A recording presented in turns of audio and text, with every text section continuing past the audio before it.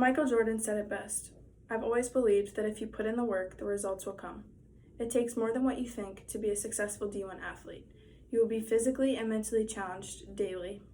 If you've ever wondered what it's like to be a D1 soccer player, I'll tell you what it's like to live a day in my life. Hopefully you all know we have a women's soccer team here. Our games are normally Thursday and Sunday at home, with occasional away games every other week. For away games, we can either take a charter flight, which is just a flight for our team, or we can go on a charter bus, which is normally for games that are closer. As many of you know from my introduction speech, I am on the soccer team here. I've been playing soccer ever since I was 5. I love it, and I am fortunate enough to be able to continue my career here at college. But it is not easy. The main aspects of D1 soccer I'm going to discuss are preseason, regular season, and academics. When we first come to Mississippi State as freshmen, keep in mind we have to come in July, which cuts off about a month of our summer. The biggest component of season is preseason.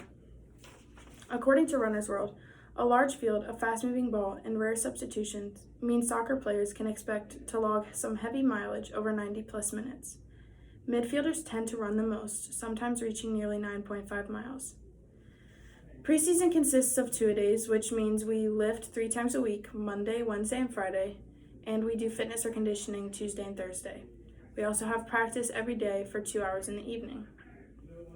Rehab is also very important, which is basically just a set of exercises that our trainer gives us to either prevent further injury or maintain being healthy. We also have to take ice baths every day, along with treatments, which can include icing, stemming, cupping, or some other type of exercise that our trainer gives to help make us healthy. Although preseason is a very vital aspect of preparing for the rest of the year, we also focus on dietitian. Our dietitian helps us a lot with giving us healthy meals, and we have to drink protein shakes about 3 times a day. But all of our meals are paid for during the summer, which is really nice. But although this is a very vital aspect of preparing for the rest of the year, the regular season requires more time and focus on the technical side of the sport. The most important part of soccer is the regular season, in which we play other SEC teams, and I'm sure you guys know other SEC teams from either football or different sports. During regular season, we practice every morning for 2 hours. Before this practice, we normally come in and we do a film on us, which is either watching video on our practices or previous games. Basically, our coaches just critique us on what we can do to be better and help us formulate our practice session based on what we need to improve on. We also can do a scouting report, which is intended for teams we're about to play. Basically, a scouting report is a group of key aspects or key players that we need to focus on before we play and how we can utilize what we're good at in order to beat them. This is a text from my coach. Hey girl, just checking in. If I can help or you need anything, just let me know. In terms of soccer, keep your head up. This is all a part of learning and growing as a player. As many of you know, freshman year can be very difficult regardless of if you're playing a sport or not. But our coaches are always there for us and want us to get better. The coaching staff focuses on improving our skills as a soccer player, but they also want to develop us as an individual. SEC games can be very difficult and rigorous on our bodies, so it's important to have a supportive coaching staff. The biggest goal of the season is to make it to the SEC tournament, which we just did this season for the first time in 15 years, and the NCAA tournament. Although the athletic side of being a D1 athlete is important, none of it matters unless your academics are a priority.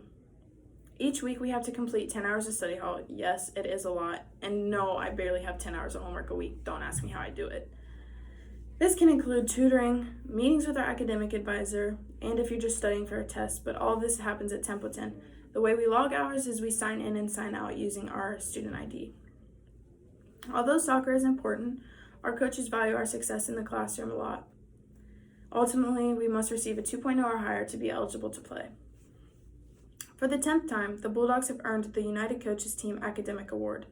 This was a tweet sent out about our soccer team that shows how academically driven we are. I guess all the time spent on school really does pay off. With all that being said, let's reflect on what I've said today. In conclusion, a day in the life of a Division I athlete is easier said than done. The 3 main components to our career are preseason, regular season, and academics.